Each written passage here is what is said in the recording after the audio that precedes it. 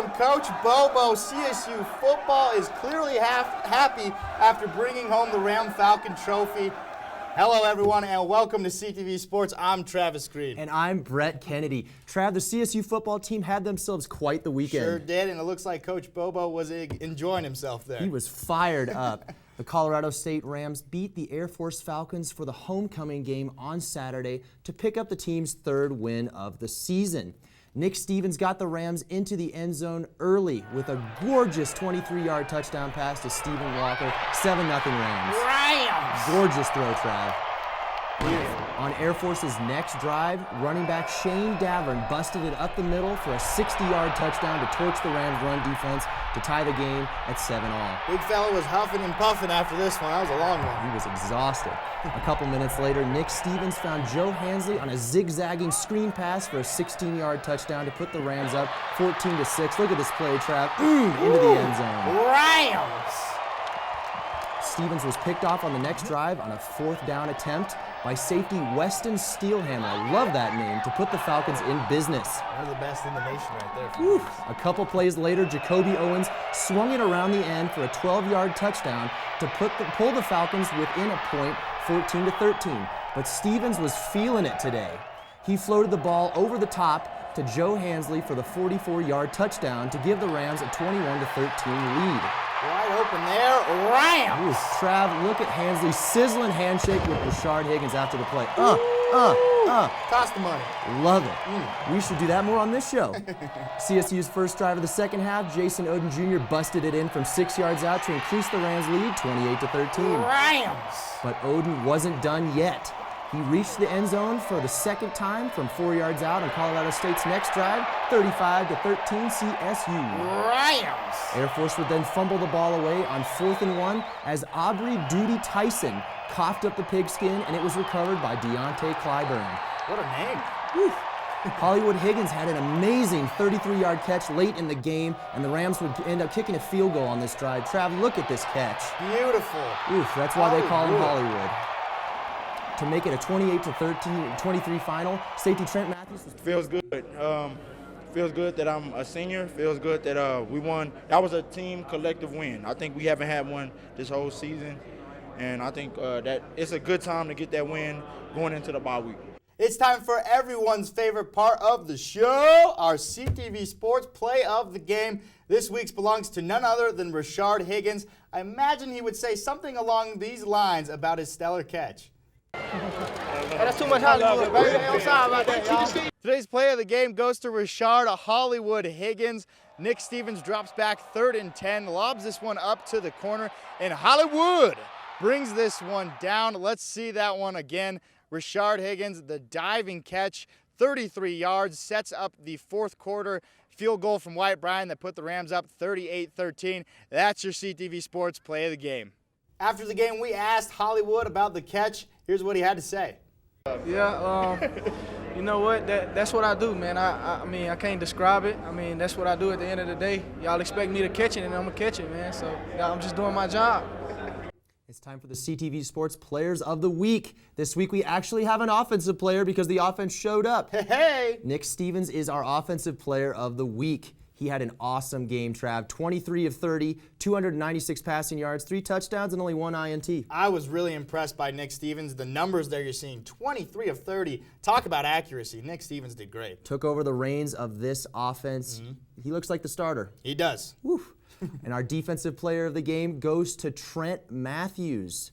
Trent Matthews had himself a game, Trav. 15 total tackles, 7 total tackles, and 8 assisted tackles all over the field. 7 solo tackles. Yes, 15 total. Yes. Trent Matthews, tell you what, we talk about these safeties all the time. Trent Matthews shows up once again for the Rams. Oof, he had an awesome game. He sure did. On Saturday, the Colorado State volleyball team picked up another Mountain West win in San Jose.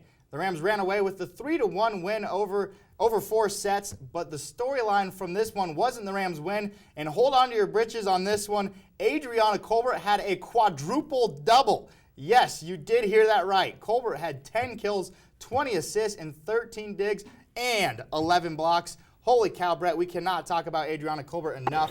Absolute stud, picks up a quadruple-double. I think down the line, Trav, when people think of CSU volleyball, they're going to remember Adriana Colbert's name just because of things that she did, like the I'm with you. Broke a CSU record, setting the first ever quadruple-double, first in Mountain West history. Also owns the record for most triple doubles, and that would be her 6th now. She had 5th earlier this season. That was the record. Now she just got her 6th with that quadruple double. Excuse me. Man, she's playing great. She's also might be a great fit for Mountain West Player of the Year. You never know. When it's all said and done. When it's all said and done.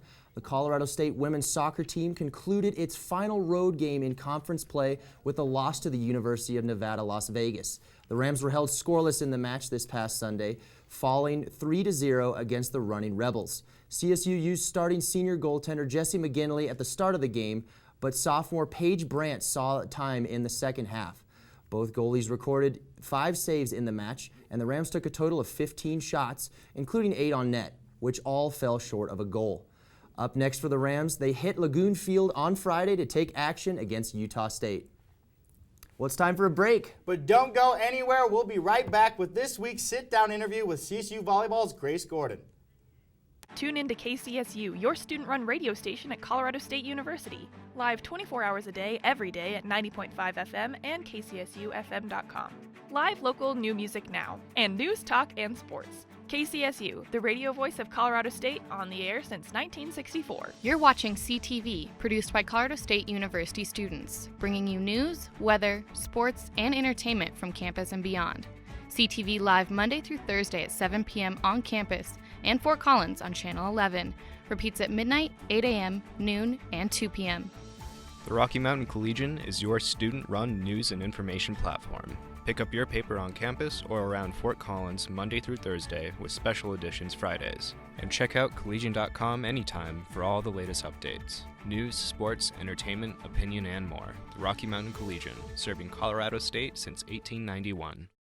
Welcome back. Last season, CSU Volleyball's Grace Gordon redshirted for what would have been her junior season. Nothing too out of the norm. This happens across the nation every year.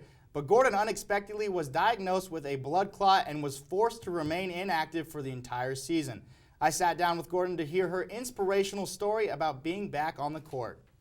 Colorado State number 4, Grace Gordon. Your mother, Jan, was a 3-time All-American at Pacific. What was that like growing up to have her to turn to, because she's been there and done that, and she also can teach you the game of volleyball? Having my mom be a 3-time All-American is kind of like one of the coolest things ever.